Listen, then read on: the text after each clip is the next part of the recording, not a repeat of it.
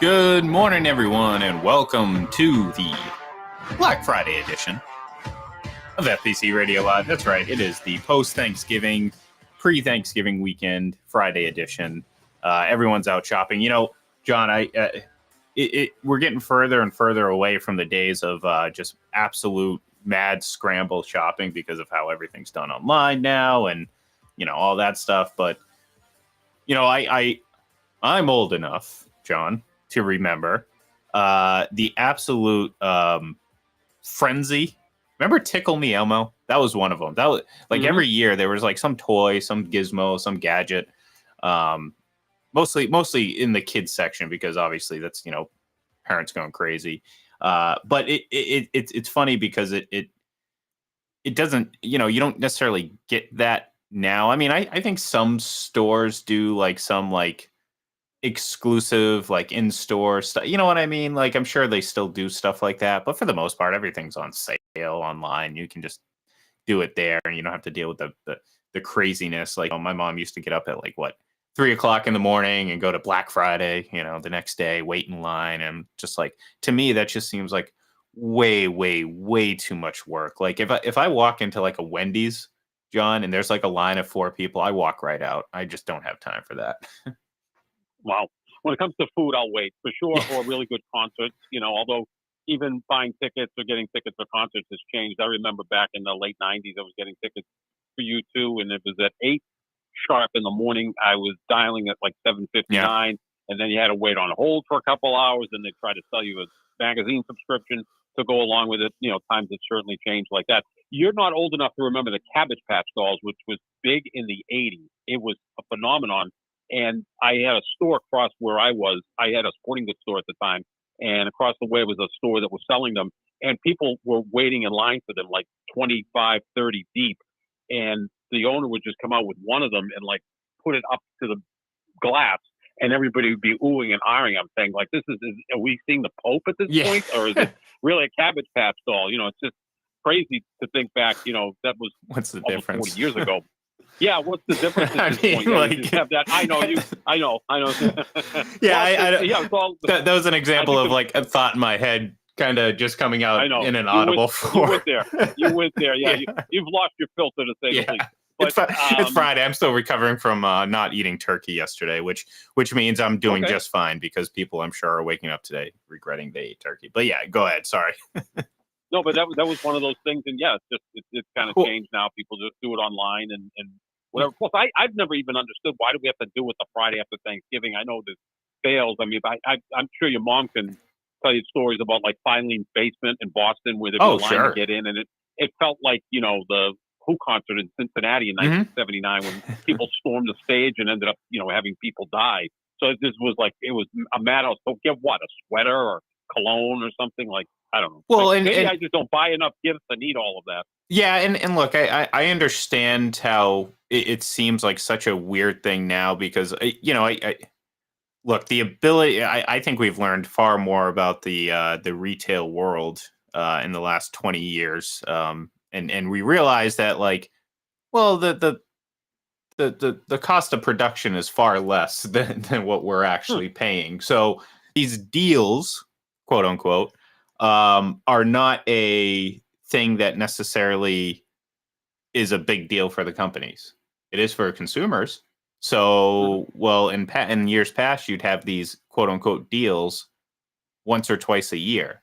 Now, think about the competition online, this, that, and the other. You have Amazon, you have this, you have that.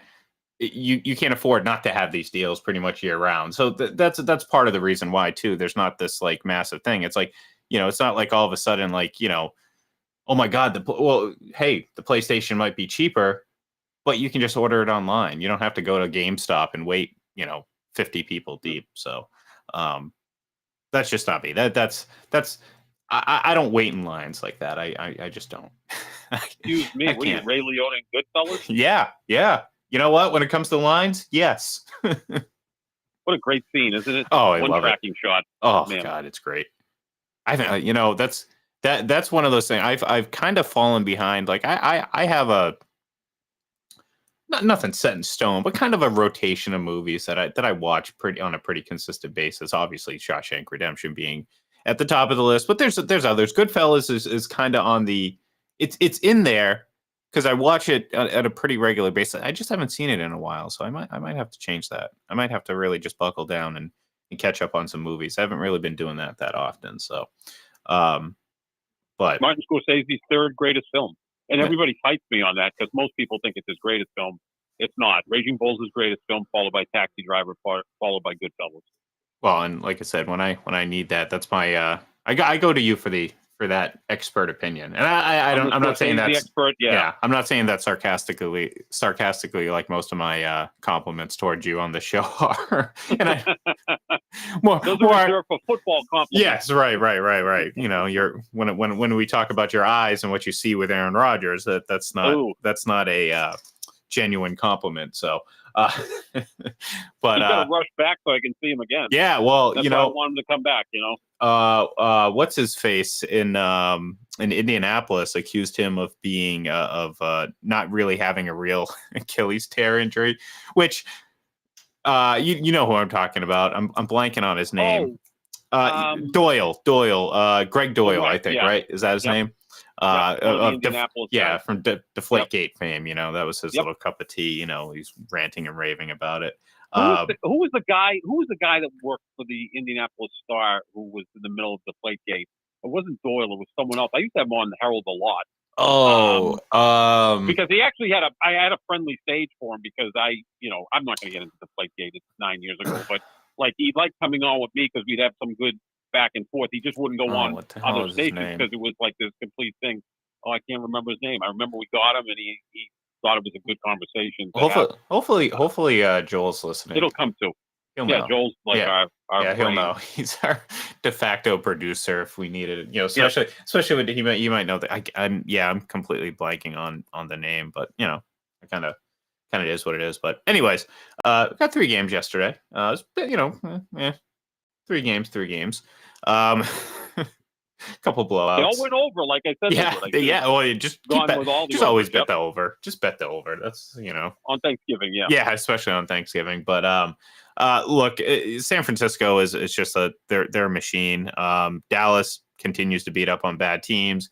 Not taking anything away from them. I'm just not ready to go all in on Dallas. And look, the biggest disappointment all day was the Lions. I mean, we hyped them up, and maybe this was the problem, John. We hyped them up, and it kind of sealed their fate. But we hyped them up, and they come out and they lay an egg against a team they should beat at home on Thanksgiving, national stage. You're here. You're 8-2. The Lions 8-2 for the first time in 675 years. And Columbus sailed the seas. Yeah, exactly. You know what? Honestly, I think it was before that. Even before that. Yeah, even before that. You're 8-2. Jared Goff, you have an impressive bounce back after struggling last week. You come back, you close out the game. You kind of really come back, and then you come back with this absolute stinker. Turning the ball over, fumbling. This game really wasn't close at all, John. I mean, right from the get-go, it was Green Bay, and that was it. First quarter, what was it, 21 to whatever, or 24? 20 to 6 late in the first quarter, and Green Bay was scoring in a myriad of ways, and their offense came out sharp. And again, Detroit's defense is nothing great. I know Aiden Hutchinson's a really good player, and they've got some nice pieces, but in totality, their defense isn't all that great. But Green Bay looked good yesterday. That was probably Jordan Love's best performance ever, and he had Christian Watson, who I think could be a real stud wide receiver. He's like 6'5", 220. He could be like a newer version of Mike Evans, like a big guy that can maybe get behind the defense. He's really good. So Green Bay looked good yesterday, and they have talent. So, but the problem is Detroit's been dominating Green Bay. Even when Aaron Rodgers was there, Green Bay always struggled with Detroit. I remember when Patricia was there having a horrible season, and Green Bay won both games, but they were both walk-off field goals. So it's not like they dominate the Lions, and yesterday it was the other way around. And it's self-inflicted with the turnovers. And Goff is a guy who, he'll go a long stretch without turnovers, and then they come in bunches. And the really difficult ones are the fumbles. Like, we talk about interceptions a lot, like a Hail Mary at the end of the half that's intercepted. Okay, whatever. That's not a big deal.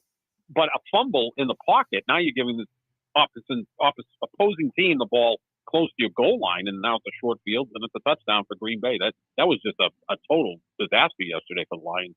Yeah, and that's what I'm saying. Like, when it comes to disappointing, I mean, I don't think any one of us thought Seattle was going to beat San Francisco. We thought it might have been a closer game because of the back and forth, and generally, even in years past, depending on how these teams were, it was always close. It's a divisional game, and there's past heat there. We saw that. I mean, it got very chippy there multiple times throughout the game, but it was really kind of San Francisco, and really it was Christian McCaffrey. That touchdown run that he had, where he just juked out the entire team and broke like 6 tackles. That was, again, that's why he's the best at what he does right now. I mean, that's why he's the best in the league. That's why he is as dynamic a player as you can get in the NFL right now. I mean, what other running back even comes close to possessing all the qualities that he has? Even at, say, even in a discount brand type, you know what I mean? Like maybe a knockoff Christian McCaffrey. There really isn't one, John. No, not like that, because he's one player who is an elite running back, and if you decided to, he'd be an elite wide receiver. Oh, he's sure. so great at running routes and has great hands. I've compared him to Marshall Faulk, and Faulk was one of the more recent running backs back in 2000 to win league MVP, because McCaffrey can give you 1,000 yards receiving, 1,000 yards rushing, like 7-8 touchdowns in both fashions, and he's just that good. He's the engine of that offense, right? And then you've got Deebo Samuel and Brandon Ayuk, and by the way, they have a top 5 tight end in George Kittles, and then they have my man Trent Williams, MVP, whatever pass rush, MVP Trent Williams.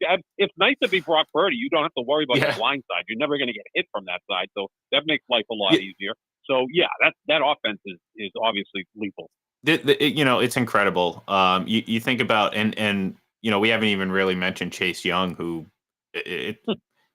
excuse me, seems like another home run acquisition. We talked about last year.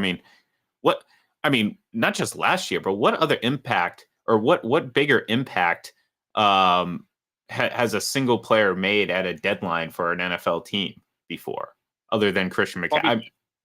Yeah, that last year was Christian McCaffrey, right? And 2 years ago, I would say Von Miller, when Von Miller went to the Rams. And I can't remember if he got traded to the Rams earlier, before the trade deadline. I think a little bit before. Yeah, but and that's a great example too. No doubt about it.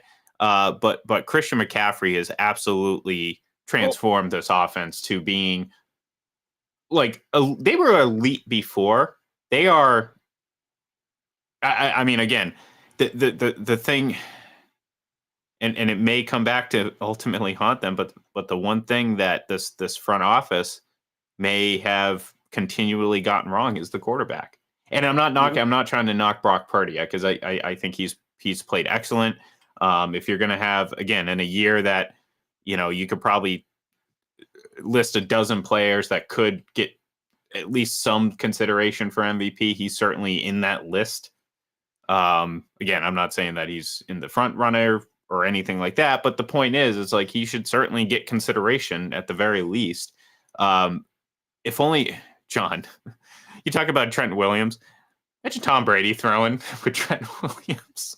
Like, come on, just stand there. Come on, man. I swear, if one thing's going to drive me nuts, it's that. I sometimes I just wake up and I think, like, man, San Francisco, you should have just pulled out all the stops to somehow, at some point over the last handful of years, whether it was before he signed with Tampa or after he decided he was going to retire, you should have been knocking on the door, rolling out the red carpet, doing whatever you could to convince him of one more season. Because right now, if he's under center right now, and again, this is not a knock on Brock Purdy, if he's under center right now for the 49ers, they're probably undefeated. And you could probably pen them in for a Super Bowl appearance. I mean, more so than the Eagles, more so than anyone else, because it's like, that's the only thing, John, that this team, and it's like, it's not even necessarily a glaring concern. That's the thing. It's like, at the end of the day, Brock Purdy could be fine. He can go on and win a Super Bowl. But it's like, you have Tom Brady. Like your home to, again, it felt so perfect, John. We talked about this so often in previous seasons. It was so perfect for him to if he was going to end his career anywhere, go end it in San Francisco with a team that was, talk about a super team. Like, forget about the Bucks. I mean, people want to sit there and have revisionist history and talk about how the Bucks were just ready to explode after 15 years of not winning a playoff game to go win a Super Bowl. They just needed a quarterback. No, they were not a super team. They were a team with talent. San Francisco, that would be a super team. And you put Tom Brady on that team. I don't know what's greater than super, John. Super Bowl winning team. Well, yeah, that, but that might be the first. I don't know. That might be the first team that averaged 40 points in every playoff game. Tom Brady did that doing 30 points. That was impressive enough. 40 points might be the floor for that. Montana was pretty close to that, I think, in '89. Yeah. Oh, yeah. Well, yeah, he had 55 in the Super Bowl and like in the 30s, and and that's why in the conference championship. And I got into this obviously recently. Talking about 2018 or no, someone was saying like last year was the greatest quarterbacking season ever, and it was of course, Patrick Mahomes, greatest quarterbacking season ever, and I'm just like, I'm rolling my eyes, and they asked me, okay, list others, and it's always kind of the same handful. 07 Brady. I always go 04 Manning. I think that was a much better season than in 2013. 2011 Aaron Rodgers. Yep. I always go 1999 Kurt Warner, very underrated. But then it's always 84 Marino and 89 Montana. Those exactly. Like 7 seasons, at least in the, again, the more modern era since like essentially the 80s. I mean, those, are as good of as, and look, I avoided mentioning more than one Tom Brady one to you can argue there might be a couple in there, like 2016. Manning and Rodgers have a couple of those as well. I think right. Well, like that's the thing. I could obviously put 2013 Peyton Manning in there too. There's no doubt about it. 2020 Rodgers was right up there. I think it was 48-5 touchdowns to interceptions. So and then there's probably a little below that. You could say 2015 Cam Newton. Oh, sure. And one got to the Super Bowl, as we said, with who the hell were the wide receivers. And 19 then Lamar Jackson was really good. In 18, Mahomes' greatest season was 18 regular season. Oh yeah, he was really good in the playoffs as well. Just they didn't win the Super Bowl. Brady beat him, but yeah, I don't know how they could say that's the greatest quarterbacking season. Well, and you know me, I love 2016. 2016 Tom Brady from start to finish. His missing those 4 games is what makes people forget about it. But there was no better player in the league, and nope. And you could argue, again, considering they went on and won the Super Bowl and did so in the fashion in which they did. It's.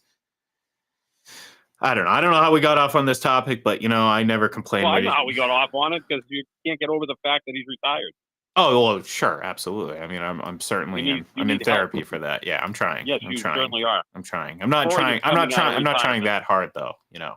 There's still a chance. If Joe Flacco can come back and sign to a practice squad, I can assure you Tom Brady can. I know he's getting bored. Tom, I know you're getting bored. Come back and play. He's doing a lot of podcasting. He did one recently with Denzel Washington, I think. Yeah, well, that's podcast, and then true. He did one with Stephen A. Smith. So he's now. You got to get him on FCC. Yeah, then you'll be in good shape with that. Yeah, just get him on there. I've been kind of trying to do that since the day that I launched this thing. So the day you were born. Yeah, since the day I was born. almost since I was like 14 when he was drafted. Yeah. Yeah. I don't know. Anyways, okay. So we got some games to pick. It is Friday. We got actually one game today. We got a battle of the AFC East. The Jets hosting the Dolphins. But we also have a good, nice handful mixture of games on Sunday. Go Giants! Right. You agree with me? Go Giants! Let's go Giants! Tommy DeVito. Yeah, that's right. Let's get a better draft pick, New England.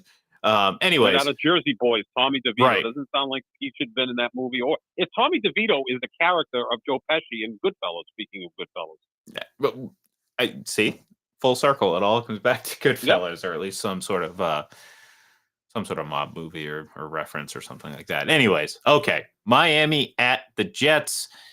Excuse me. I took Miami. It's a bad team that they're playing, so they're going to put up some points. Um, look, the the Jets. Defense has been pretty good this season. They're just offense. I mean, I know they're switching quarterbacks and everything, but their offense just hasn't been able to get going at all. I like Miami pretty comfortably. I think the Jets would be better off putting Aaron Rodgers in a wheelchair and giving it a go with that. Yeah. He can throw off platform. We know that. So put him in a wheelchair. Just let people know they can't touch him and let him sling the ball around. You got to like. I was going to say, I was told by Packers fans for years that Aaron Rodgers can play on one leg. So what's the deal, guys? He may have to, at some point if the Jets fall out of favor. Yeah, it's going to be Miami again.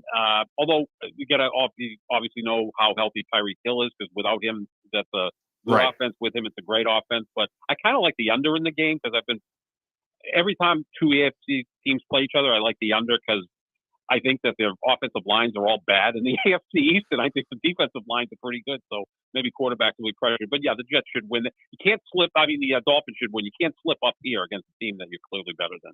No, and certainly with an opportunity to gain some ground in this AFC race, which is kind of wide open, because Kansas City lost, Baltimore's now the 1 seed.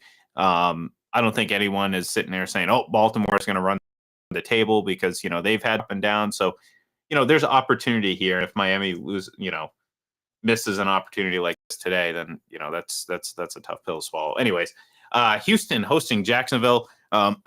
Excuse me. I went Houston.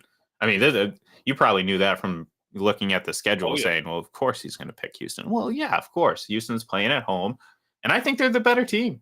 I mean, Jacksonville, again, just not, I don't know. Just not doing it for me, John. I'll take Jacksonville only because I think earlier in the year they played at Jacksonville and Houston won, so maybe they flipped going into Houston. This should be actually one of the most important games of the weekend, right? Because if Jacksonville wins, they'll have a 2-game lead. If Houston wins, they'll be tied, but they'll hold the tiebreaker. This is a big game, and again, like you said, Ian, this conference is wide open.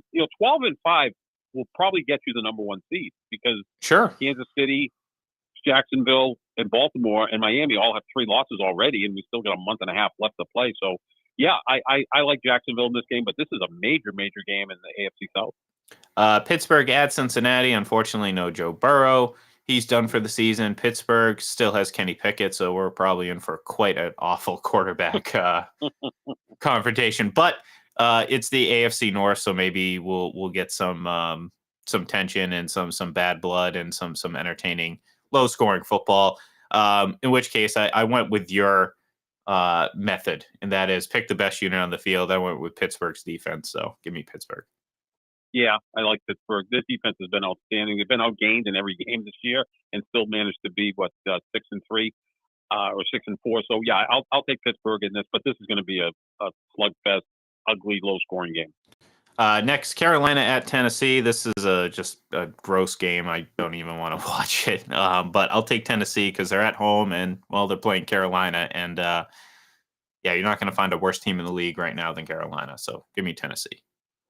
Could be the 2 worst teams in football. I mean, we've got possibly matchups. I know we'll talk about the Patriots and Giants. And yet, there's Patriots beat writers out there pining for Mike Vrabel to replace Bill Belichick. Yeah, that makes sense.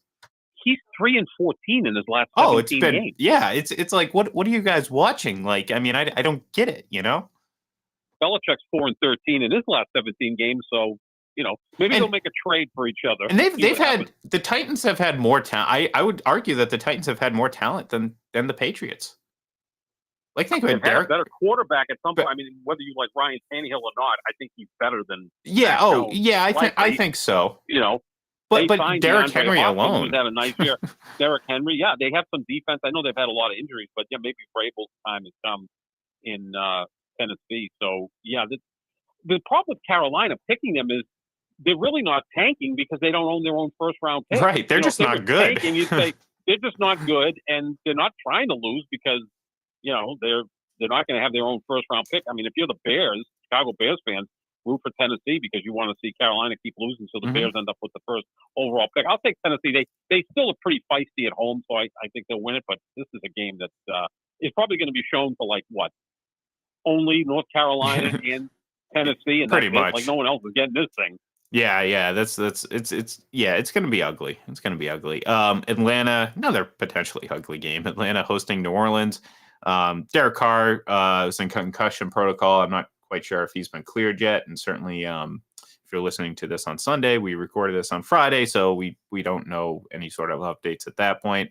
I don't think it necessarily matters. I'm going to take Atlanta at home because they're at home, and that's pretty much it. Yeah, I'll go there with you.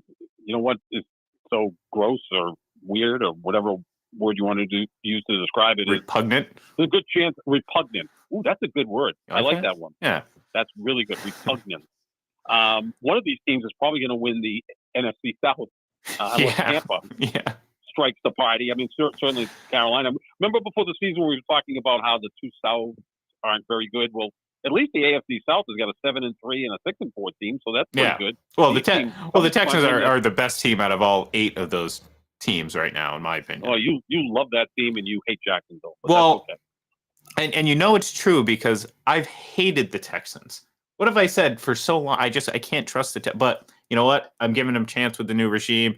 I love what I've seen from CJ Stroud. And again, I mean, it's how you win sometimes, John. It's not necessarily putting up huge numbers from start to finish. It's about, how you react. Like we talk about how disappointed we were earlier in Jared Goff and how he responded after a poor game. Well, like I wouldn't expect CJ Stroud to do that. You know what I mean? Like I would expect CJ Stroud to come out even better and win the next game, sort of like what he ended up doing.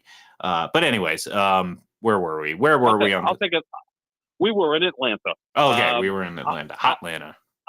Yeah. The 305, is that the area? No, that's Miami. Come on, Pitbull. Come on, get with it, John. Sorry. Get with it. I'm sorry.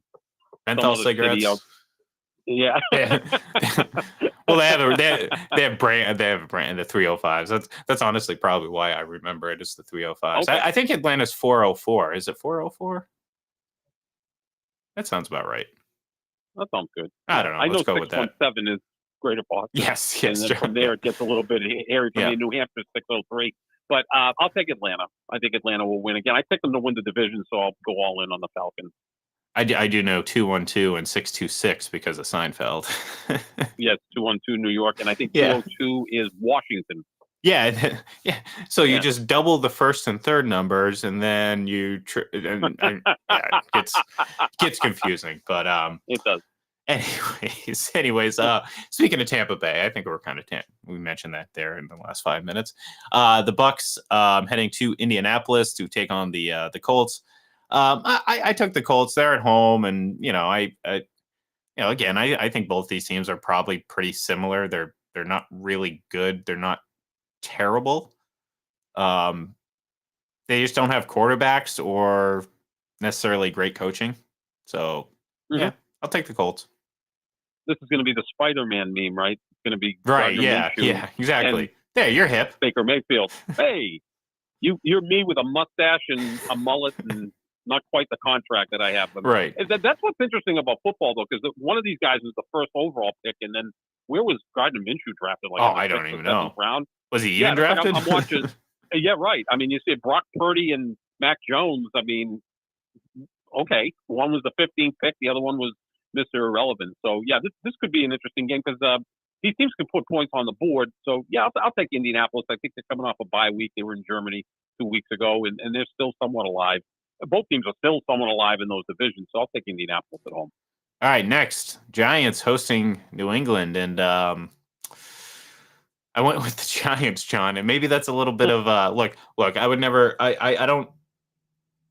From a playing standpoint, obviously, I don't think you should ever try to lose.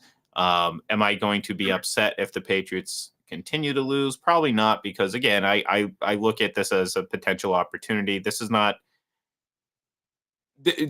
Carolina, John. This is not a team that is so bad that even getting a high draft pick will really move the needle. Nothing. I think the wow. I just combine potential and Patriots because my mind just went it just went yeah it New just England potatoes. no The New no England I was potatoes. I was going to say the potential for the Patriots to have a quick turnaround in one offseason is there. So I think the value of getting a high draft pick could potentially mean a lot to the Patriots, who I think outside of maybe receiver. Look, if the Patriots stick to drafting like linemen and like you know what I mean, like linebackers, they're going to come out with a stud because they're actually really good at doing that. Certainly with higher draft picks. So I think there's potential combined with the money that they have to spend to have a quick turnaround. So I'm not necessarily upset if the Patriots lose games and get a better draft pick at this point because they're not going to the playoffs. Mhm. So Oh, I'm with you on that, absolutely. And again, as I've said before, you not only get like the third pick in the first round, you get the third pick in the second, and the third and the fourth, and you can really stockpile some talent right. there. Your second pick is where you generally Right. picked for 20 years because you would always have the 31st or 32nd in the first round. Sure. Or in two situations, you didn't all. have a first round at all because, well, again, like you said earlier, we Greg don't need Doyle. to. There you go. There you go. No, I'm still picking my brain. Oh, right. Yeah, I'm gonna figure it out before the end of the show. I will. I'll figure it out. So don't worry. But sure, I'm on board with losing, so you get better draft picks. And now the thing is, if say they have the fifth pick, do you reach for quarterback, or do you? Now there's supposed to be two elite tackles, the Notre Dame tackle and the Penn State tackle. Maybe you pick that and you're set with that position for the next decade. And Trent Brown has to go. I'm sorry. At some point, they've got to move on from pain in the butts like Trent Brown and J.C. Jackson. They already moved on from Jack Jones. They're not good enough to deal with their nonsense. So Brady's not there. Brady's not there. Exactly. But this is first lieutenant Tom Brady. But this is also a reason why I think it would be one, foolish, and two, pretty surprising if the Patriots moved on from Bill Belichick in any capacity. So that pipe dream I think should be thrown out the door because again, we disagree on that. But I'll ask you this. I mean, who are you replacing him with? And this isn't just a find me, like I'm sticking with Belichick because there's a terror. No, I think he's the best. Like again, and I've asked this question: how many great coaches are there in the league right now? Not many, and he's certainly not one of them anymore. He was. Yeah. See, I don't see that's where that's where we disagree. Like I think has he made some mistakes the last couple of years? Absolutely. I'm not absolving him of any sort of blame in any of this. And there are some missteps that I'm sure he'd like to have back. Probably, if you ask him, the whole handling of the offense after Josh McDaniels left. But I would take him. I mean, they're right now Andy Reid's the flavor of the month, but we're starting to see some old Andy Reid come back. Remember his issues before, not being able to clock manage right, making some just puzzling decisions.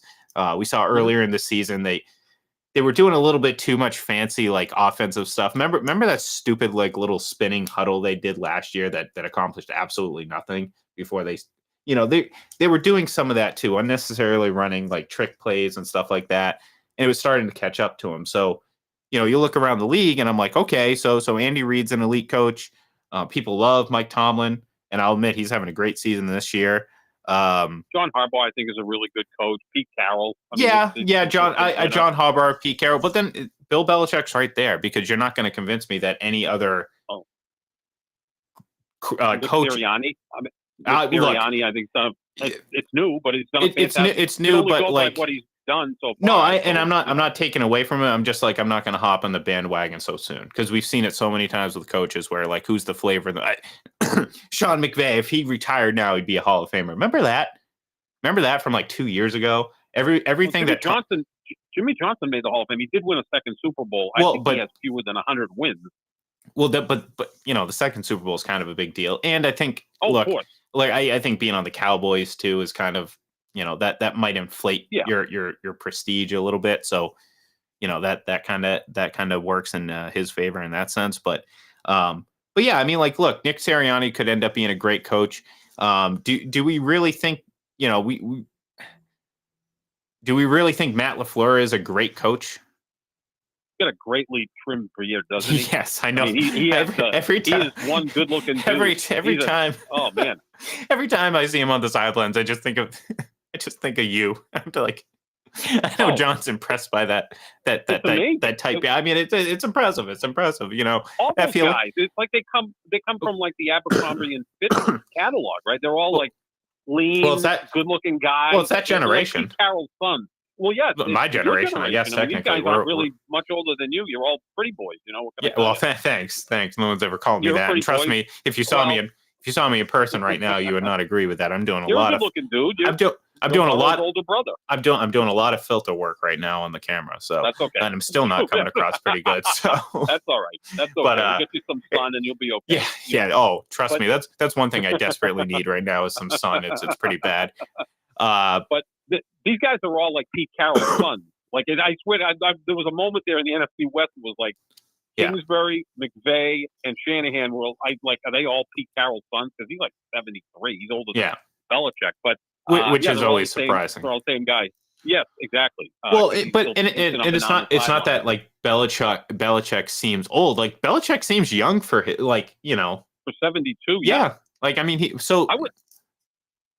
I was thinking that, and not to interrupt you, but I was just even thinking that the other day. Vince Lombardi was like 57 yeah. in his last year with the Pack. No, he was 54 in his last year of the Packers. He looked 75. I Yeah. mean, Tom Landry, everybody just looked older back Well, then. John Shula was one guy who was pretty well preserved. He lived in Miami, got a lot of sun, and nice head of hair. like go back to the 70s and kids in high school look like they're 35 and have a drinking know. problem. You I know. kidding me? I Like know. it's ridiculous. It's ridiculous. It But is. um Can I but give you two names? Can I give you two names? Because I'm Sure. unlike everybody that's a detractor of Bill Belichick. I actually have solutions to this.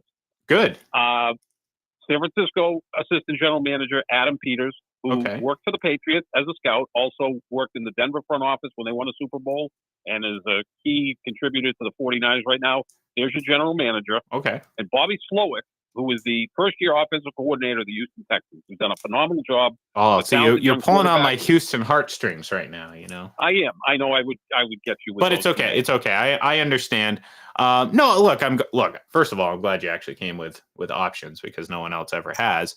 I will have to sit there Do and some say, research on these. yeah, I'll do some research. I'll do some some deep research on it. But no, I just like I said, I think certainly again, I mean the favorite replacement for Belichick among the media members, and we already mentioned it was Mike Vrabel, and we both kind of sit there and laugh and say, well, what's Mike Vrabel's record?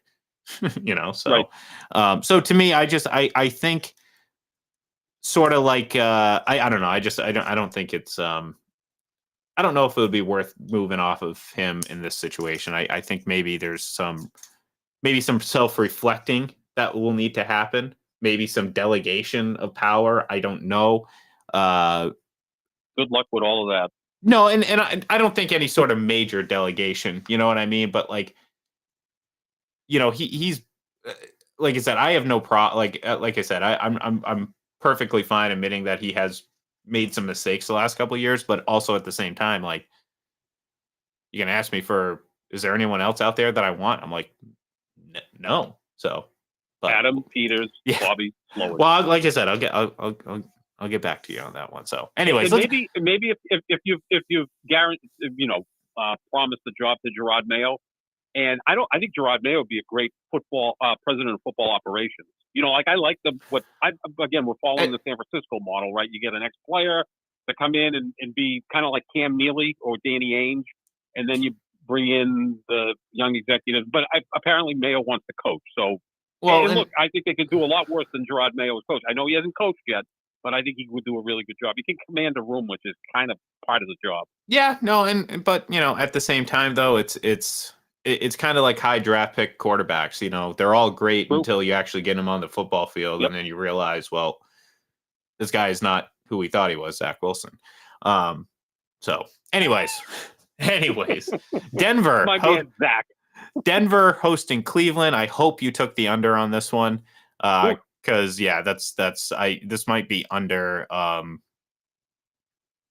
I 3-0. Could that be viable? No, I look. I like Denver for a lot of reasons. One, I think Cleveland's defense has been great, but Denver's defense has played very well as well. And I think Russell Wilson has had a fine season, and this offense has been okay. And I think that's more than what you can say about Cleveland right now, who is in offensive uncertainty.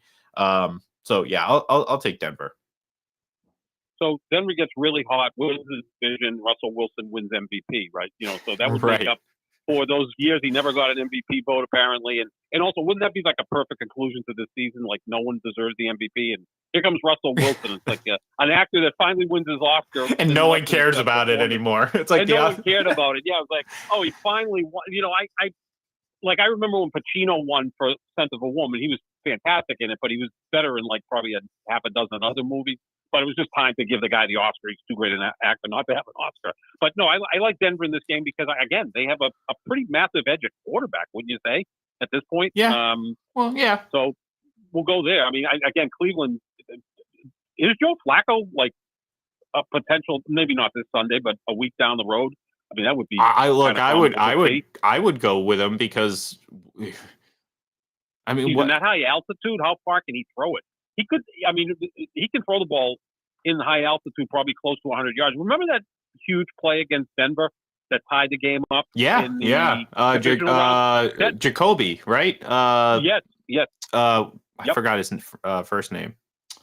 He beat the defense. The secondary fell asleep because I don't think they realized how Flacco can throw the ball probably farther than anybody I've ever seen. He can in that high altitude, he could go end zone to end zone. And get the contest with Mahomes and Josh Allen, he'd be the surprise winner, the old guy. But yeah, I like Denver in the game just because I think they have a pretty sizable edge at quarterback, and they're playing really well. One player that was clocked throwing faster than Patrick Mahomes. Clocked? The actual speed of his pass. Yeah. Tom Brady. Hey, how'd you know? Well, why would you bring it? You're not going to say Aaron Rodgers. Yeah. I mean, if it's Pretty much any sort of trivia question I bring up, the answer is probably going to be Tom Brady. You're like one of those calendars every day. There's a tidbit about something. That's it. You need the Tom Brady calendar. I am the Tom Brady calendar. Just come to me. Yes. Just come to me. Start monetizing this, Ian. Would you please? I'm working on it. I'm working on it, John. I gotta pay some legal bills from trying to get that information from Tom. But anyways, Arizona hosting the Rams. I took Arizona at home. I mean, they've been playing better football. Kyler Murray has been, he looks good coming out of that knee injury. So, I like Arizona.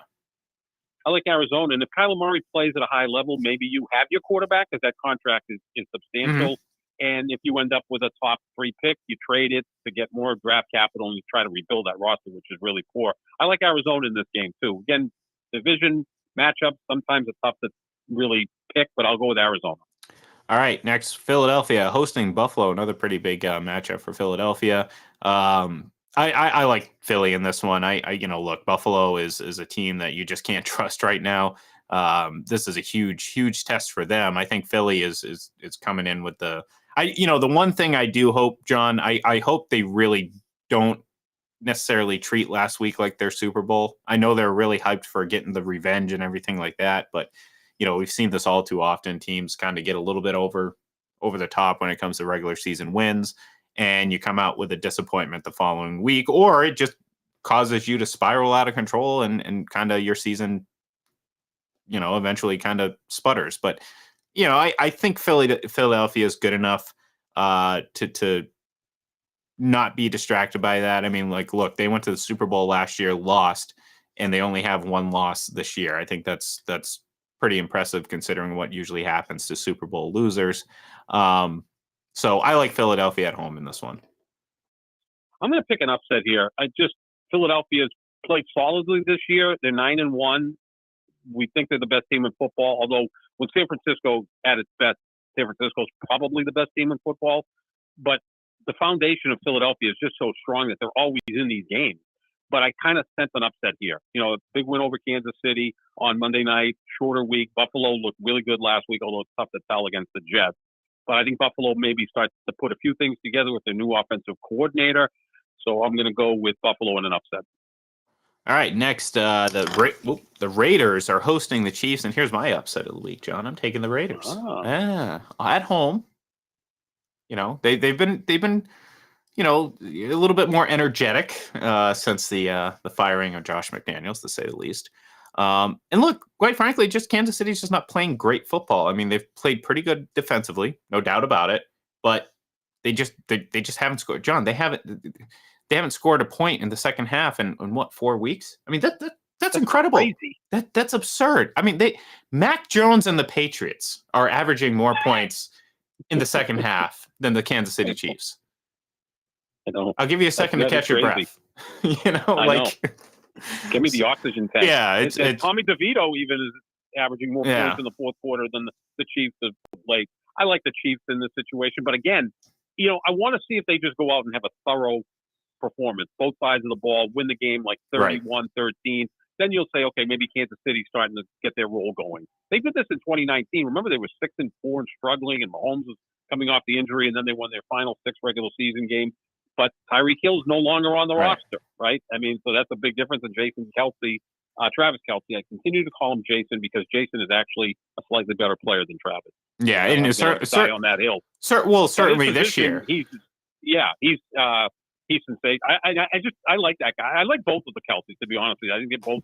I think it's kind of like Gronk. I like Gronk. Be a personality. I have no problem with that. Yeah, exactly. I like it. I like Gronk on Fox. I think he's doing a pretty good job. I mean, he doesn't exactly command the language, Well, but that's why you like Gronk. I mean, if you expected him, if you expected him to go up there and become like a poet laureate or something like that, and you know what I mean, then I think you need to readjust what your expectations are and how you see things, because that's he's not going to be Bob Costas, right? Yeah, he's not going to be as eloquent as Bob Costas. It's like when you see these actors and inside the actor studio, and you don't realize they're like British or whatever, and they speak, and you're like, oh my god, I didn't realize. You know what I mean? It's like all of a sudden, Gronk's got this like old British accent. It's like, what? Wait, what? Right. Or remember in The Sopranos when Tony was in a coma and he was a different person? Yeah. He talked different. That's actually how Gandolfini talked. Gandolfini was an educated guy, very low key. He wasn't Tony Soprano. Right. But you're right. Yes. But that's what an actor does. I remember Gary Oldman was on with Jay Leno once, and they started the interview, and Jay Leno goes, "You're British?" Just looked at him and said, "I didn't know you were British." They're so good at masking accents. That, American actors can't do it, with the exception of Meryl Streep. Every American actor just butchers every accent. Yeah, even Al Pacino. It's like the worst is when they try to do that Boston accent. I hate it. Oh my god, I hate it. Terrible. Makes me sick. Even the Boston guys. I was gonna say even what's his face, Ben Affleck and fucking Matt Damon. Yeah. I mean, they suck at doing Boston accents. I know. Yeah, no. Meryl Streep would nail it. Because she's great at that, and I'm sure Daniel Day-Lewis would figure out how to do it as well. Of course. He would literally, set the clock back and be born in Boston to be that character. Well, that's what he does. That's how serious he takes his method acting. He figures out how to go back in time and actually live it. Reset. So right, Factory exactly. Reset. All right, Chargers hosting the Ravens.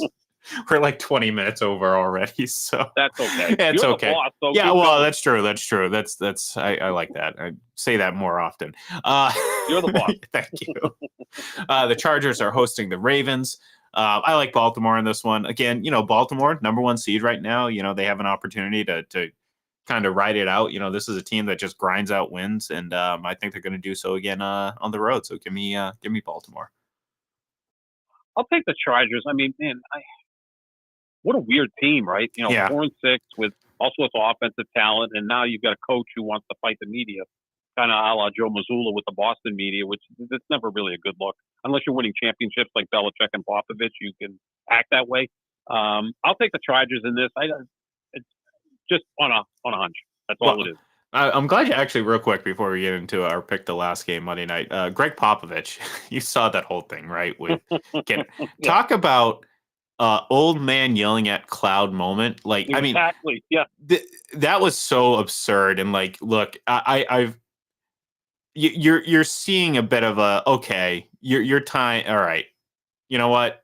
sit down, old man. Like, and normally I think that's very disrespectful, but at the same time, it's like I don't mind. I don't mind the I don't mind the gruffness or because it's very Bill Belichick like, and I've never had a problem Oh, with that. But they're buddies, right? oh, They've got to be sure, buddies. but Bill Belichick also doesn't go up and lecture the fans about booing. You know what I mean? Like Right. he'll snap back at the media, and I think in a lot of cases that's deserved. Sometimes it isn't, but sometimes the stuff that he has to deal with isn't deserved. So it kind of goes hand in hand. But like he's not up there like lecturing. You know what I mean? It's like because that's hypocritical. It's like, dude, Greg Popovich, just sit down. Stop. How much coddling does Kawhi Leonard need? Like, oh my god, like he's not even on your team anymore. Well, it is the NBA. It is the NBA. Yeah, so. no, but even in NBA terms, Kawhi Leonard is coddled. I mean, this is the king of rest days. I mean, this guy takes rest days after rest days to rest. Like like it's so silly. But anyways, last game, Chicago. Well, one more thing on Popovich, they re-upped him. He signed a 4 or 5 year extension for like 18 million a year. It's going to take him until he's like 78, and you've entrusted him to coach Victor Wembanyama. Like, I don't know if that's necessarily. And people talk, well, it's great that the Wembanyama went to the San Antonio culture. Well, the San Antonio culture left with Tim Duncan. Yeah, like it's the same way the Patriots thing kind of left with Tom Brady. Like Popovich and Belichick should get together and say, thank God we had Tim Duncan and Tom Brady. Yeah. You could coach those two guys so hard, they would take it that it set up culture on both organizations. But go ahead.